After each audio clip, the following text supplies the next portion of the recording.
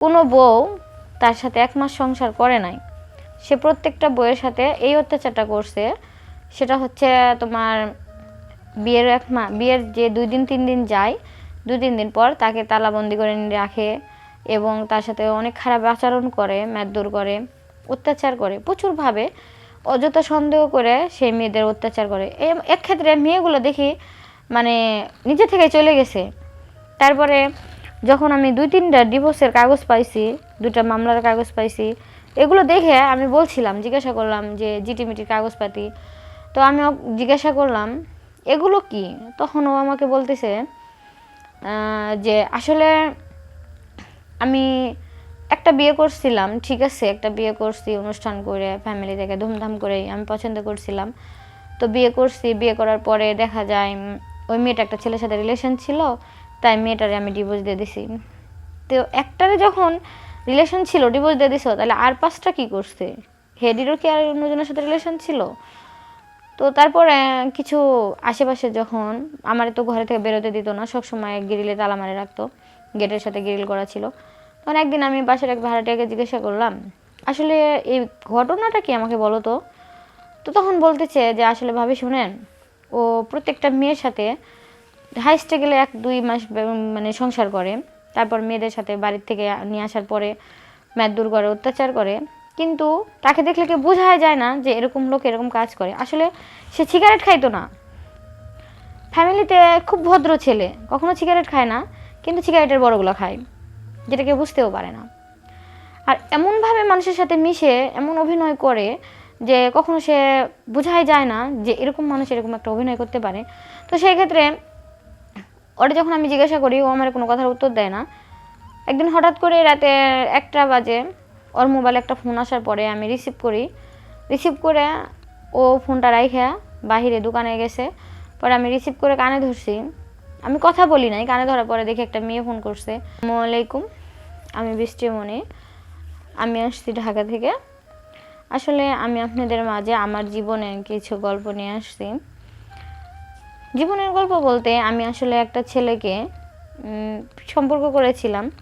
ছেলেটা আমার সাথে খুব ভালোবাসছে, এত নিখুঁতভাবে একটা ভালোবাসার একটা অভিনয় করছে, আসলে আমি বুঝতেও পারি নাই সে এত নিখুঁতভাবে একটা ভালোবাসার অভিনয় করছে। তো যখন ছেলেটা আমাকে ভালোবাসছে তখন এতটা পাগল ছিল যে সে আমার জন্য মরেও যেতে পারতো, এরকম একটা পাগল ছিল। তো যখন তার সাথে আমার বিয়ে হলো, বিয়ে হওয়ার পরে বুঝতে পারিনি যে আসলে সে কতটুকু আমাকে ভালোবাসছিল। তার সাথে আমি রিলেশন করেছিলাম, 5-6 মাস রিলেশন করেছিলাম। রিলেশন করার পরে তাকে আমি বিয়ে করেছিলাম। বিয়ের 2-3 মাস যেখানে আমি থাকতাম ওই বাসায় থাকতো। থাকার পরে জানতে পারলাম, তখন ও বললো যে এখানে থাকবো না, আমাদের বাড়িতে চলো যাই। তো আমি তখন আমি ওদের বাড়িতে গেছিলাম। ওদের বাড়িতে যাওয়ার পরে মানে এমন একটা পরিস্থিতি করলো, সেটা হচ্ছে ঘরে সবসময় বন্দি করে দিল। ফোনে বাবা মার সাথে যোগাযোগ করতে দিল না, বা ঘরের বাইরে যাইতে দিল না, তালা বন্ধ করে রেখে দিত, সবসময় তালা বন্ধ করে গেটে লক করতো। তাই আমি ভাবলাম যে হয়তো বাহিরে কোনো সমস্যা হতে পারে, বা আশেপাশে বকাইটা পোলাপান থাকতে পারে, নেশা টেশা করে, এই জন্য হয়তো ও আমাকে তালা বন্ধ করে রাখে। তো বুঝতে পারি না কেন সে এমন করে। তারপর একদিন ঘর ঝাড়ু দিতে দিতে হঠাৎ করে তার ডয়ারের দিকে ওয়ার্ড্রোব গুছাতে যায়, ওয়ার্ড্রোপে আমি তার একটা ডায়েরি পাই, এবং ডায়েরির ভিতরে কিছু আমি কাগজপাতি পাই। তো সেই কাগজপাতি খুলে পড়ে দেখি একটা একটা করতে করতে সে আমার বিয়ে করার আগেও তার লাইফে সে আরও 5-6টা বিয়ে করেছে, কিন্তু কোনো বউ তার সাথে 1 মাস সংসার করে নাই। সে প্রত্যেকটা বউয়ের সাথে এই অত্যাচারটা করছে। সেটা হচ্ছে তোমার বিয়ের যে 2 দিন 3 দিন যায়, 2-3 দিন পর তাকে তালাবন্দি করে রাখে এবং তার সাথে অনেক খারাপ আচরণ করে, মারধর করে, অত্যাচার করে প্রচুরভাবে, অযথা সন্দেহ করে সেই মেয়েদের অত্যাচার করে। এক ক্ষেত্রে মেয়েগুলো দেখি মানে নিজে থেকে চলে গেছে। তারপরে যখন আমি 2-3টা ডিভোর্সের কাগজ পাইছি, 2টা মামলার কাগজ পাইছি, এগুলো দেখে আমি বলছিলাম, জিজ্ঞাসা করলাম যে জিটিমিটির কাগজপাতি। তো আমি জিজ্ঞাসা করলাম এগুলো কি? তখন ও আমাকে বলতেছে যে আসলে আমি একটা বিয়ে করছিলাম, ঠিক আছে, একটা বিয়ে করছি অনুষ্ঠান করে, ফ্যামিলি থেকে ধুমধাম করে, আমি পছন্দ করছিলাম।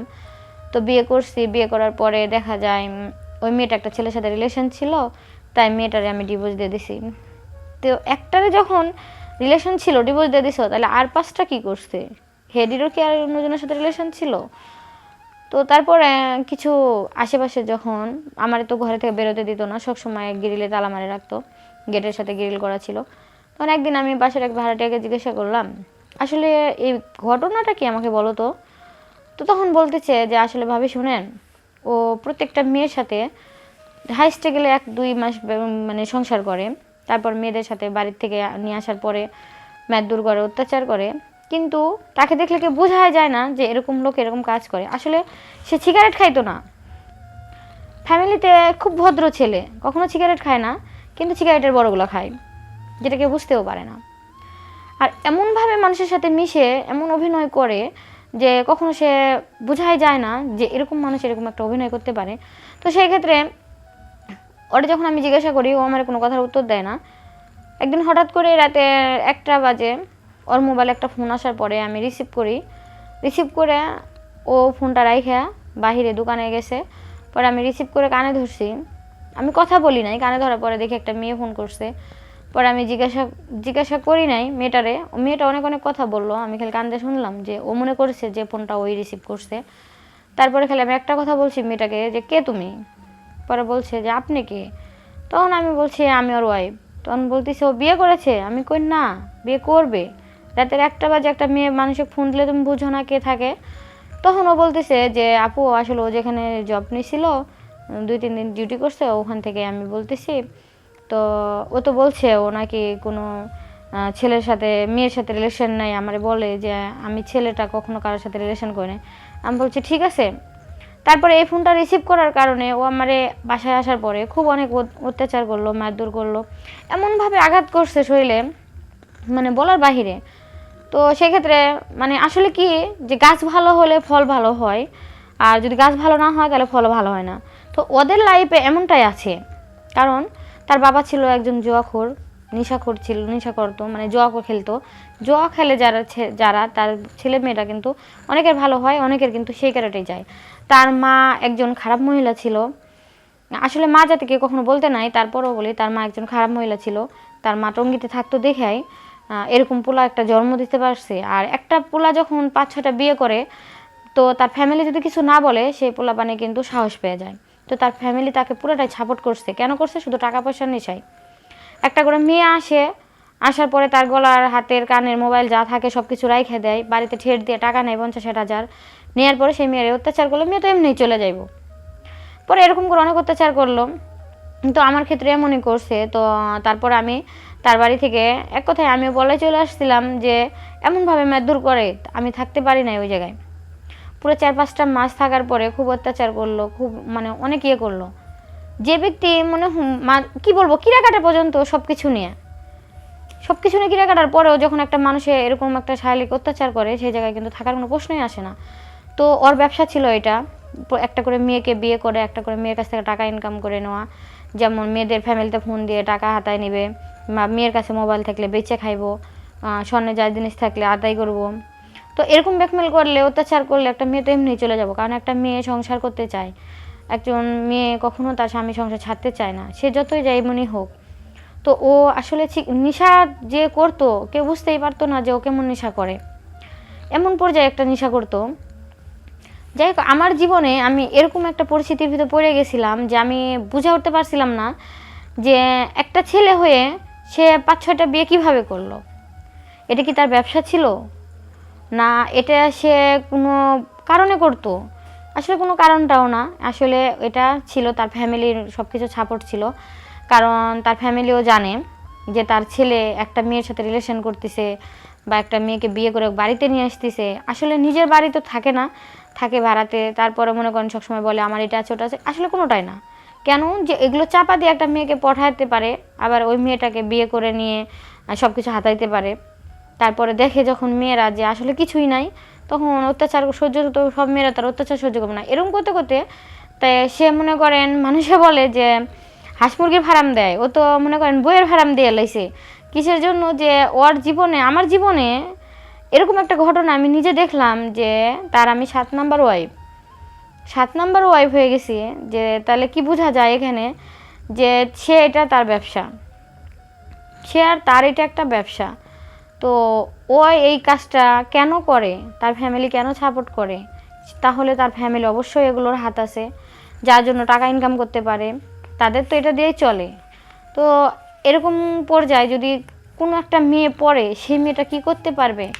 যে আমার স্বামী 5-6টা বিয়ে করছে, তারপরও আমার সাথে অত্যাচার করে, আমারে সন্দেহ করতেছে কেন? আমি তো কোনো কিছু করি না, তাহলে আমার সন্দেহ করবে কেন? কারণ সন্দেহটা তার মনে, সন্দেহটা তার মনে, কারণ তার চোখের নেশাটা খারাপ, এটার জন্য সন্দেহটা তার মনে ছিল।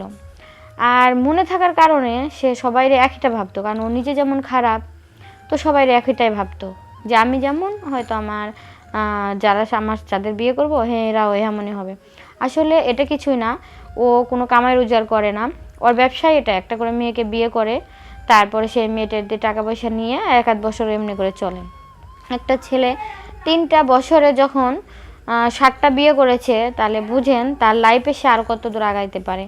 আসলে এই টাকা পয়সা নিয়ে তারা জীবনে এরকম একটা পর্যায়ে আগায় যায়। এই পর্যায়ে আগায় যাওয়া আসলে কি তার ঠিক? তার জীবনে কি এরকম করে চলবে? ও যে একটার পর একটা মেয়ের জীবন লাইফ নষ্ট করতেছে, এটা কি নষ্ট করা ওর ঠিক হইতেছে? কেন সে এমন করতেছে? আমি তো তার সাথে অন্যায় করি নাই, তাকে তো আমি ভালোবাসছি বা তার সাথে আমি সংসার করতে চাইছি, তাহলে সে কেন আমার জীবনটা নষ্ট করলো? কেন সে আমাকে আঘাত করছে? কেন সে এতগুলো বিয়ে করার পরও সে আমাকে বলে নাই সে বিয়ে করেনি? তাকে আমি যখন জিজ্ঞাসা করছিলাম, সে বলছে আমি কখনো বিয়েই করি নাই, আমি পড়াশোনা করি। পড়াশোনা মানে কি এইটা?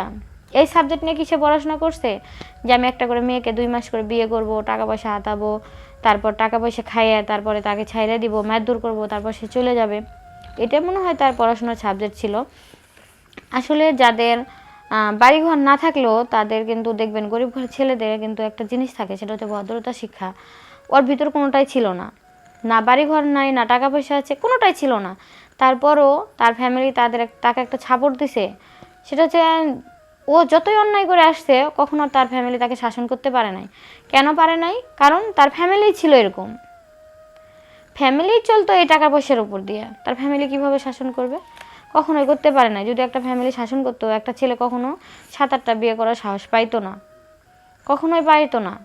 তো টাকা পয়সা যেটাই হোক, সে এইভাবে ইনকাম করে।